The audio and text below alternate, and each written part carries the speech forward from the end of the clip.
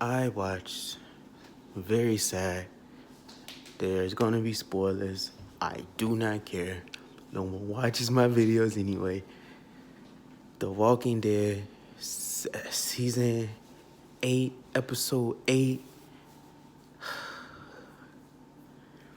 You sit there, you watch, you already know going in is 90 minutes. I'm sitting there, it's basically all commercials. Like, it's an hour went by, I'm like, okay, so ain't nothing really happened. Like, spoilers, spoilers, spoilers. The saviors get out. Duh. I feel like it is in part of Daryl's plan, so he had a hand in doing it. Obviously it was Eugene's fault. They showed him working on it. And it's like, I really hate Eugene. Did I do a I hate Eugene video? I don't know, but I really hate Eugene. Mostly because he don't know what he want to do, but he still does the stuff. And it's like, if you don't know, why are you fully committing to lean one way? And then he had a moment with, I swear I want to say Father Gabriel, and he told him like, here you go. He was like, why you doing this? Oh, I didn't think it made much difference type of shit or whatever. And then Father Gabriel was like, yeah, it does. Like, it's a difference. Like, it's a big difference between us and them. And they showed him again episode. I'm assuming it was like a beginning type of thing, like the beginning of the season before the war fully started. Where Carl was talking to Rick, and Rick was basically like, Daryl, like, yo, we need to kill him. And then Carl was like, but why? Like, we should be better than him. He's basically saying everything Jesus was saying. And it's like, dang, he got it in Rick's head long before Rick saw that baby. But I don't know. I feel like Daryl, I feel like everyone else, you can't trust the Saviors. The Saviors don't even have a name. They're all Negan. You can't trust these people. But yeah, so you watching this, an hour went by, and it's like, okay, so this one thing happened. Okay, this one thing happened. And then Rick and Negan, they fight. They fight. And it was not like the governor. Like, Negan can fight, man. He lost Lucille. He still was fighting. Like, I would watch that whole part again. Like, Rick and Negan was going at it, man. This guy, bro. Like,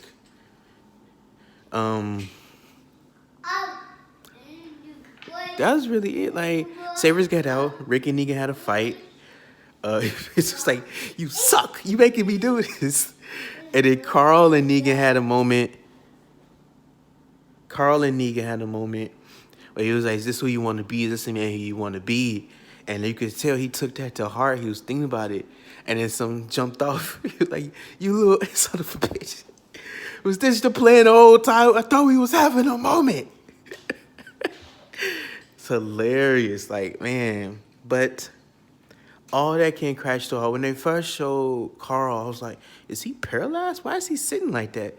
He looks whiter than his usual complexion. Like, maybe he's just dirty. And then he lifts up his shirt. Spoilers. He lifts up his shirt. He got bit. That made I was through. I was like, no, I'm through. But luckily the episode was over. I was through. I was so sad. I'm still sad. I can't believe it. And I watched Talking Dead, and the dude was like, this is a huge departure from the comics. Like, what the hell is happening with this? And he basically gave no answer.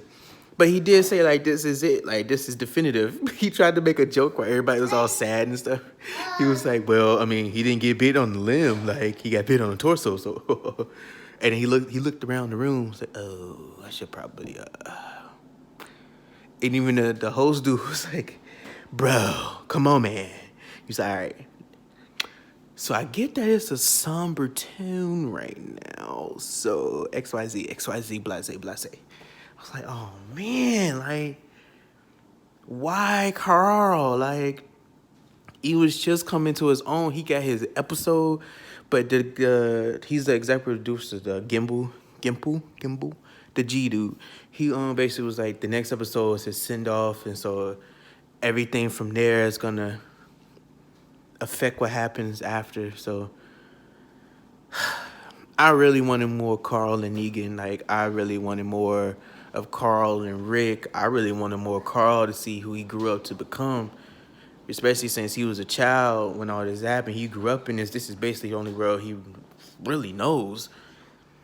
And it's like, man, just his whole character. Like, people gave Carl shit a lot over the years, but I never not liked Carl. Like, I liked Carl.